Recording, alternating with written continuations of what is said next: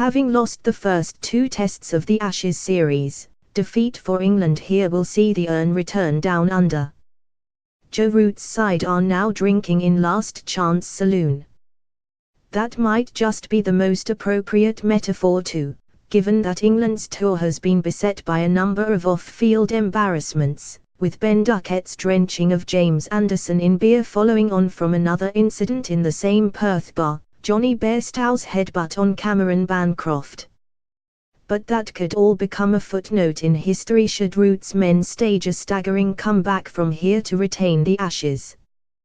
They must first win, or at the very least avoid defeat, at the WACA, famous old home of Australia's fastest pitch, where an England side has not won a test since 1978. Australia's fast bowling attack of Mitchell Starc, Josh Hazlewood and Pat Cummins will be licking their lips at the prospect of peppering the troubled England batting lineup, which includes Alistair Cook playing in his 150th test. You can follow all the first day action with Sportsmail's Glenn Williams, with Paul Newman and Richard Gibson providing updates and session reports from Perth. For those of you viewing this on the mobile app, click here to gain full access. It was, said Colin Cowdrey, the most generous act I ever knew in cricket. The year was 1974-75, the venue Perth, and the temperature rising. Amid it all, David Bumble Lloyd was feeling protective. At the grand old age of 41, Cowdrey had been flown out to Australia ahead of the second Ashes test at the WACA as batting cover, and immediately found himself thrust in at no 3 against the X-rated pace of Dennis Lillee and Jeff Thomson.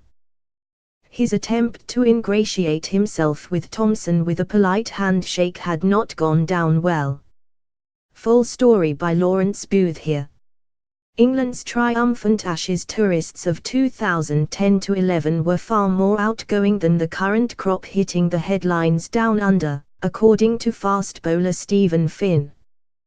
The controversy caused by Headbuttgate and Ben Duckett pouring a drink over Jimmy Anderson's head, not to mention the will he, won't he circus surrounding Ben Stokes, has compounded 2 subpar performances on the field so far this tour. Finn, who was involved in England's setups under Andrew Strauss and Alistair Cook before Joe Root took the captaincy, concedes players must be more careful as they are now under a far more magnified lens than when he was introduced to Test cricket in 2010. The International Cricket Council spoke of its grave concern on Wednesday night after receiving information allegedly relating to attempts to fix the third Ashes test in Perth. The Sun newspaper handed over a dossier to the World Games governing body following an investigation in which 2 Indian men, Sobhas Jobber and Priyak Saxia, claimed they could influence events in the most famous test series of them all.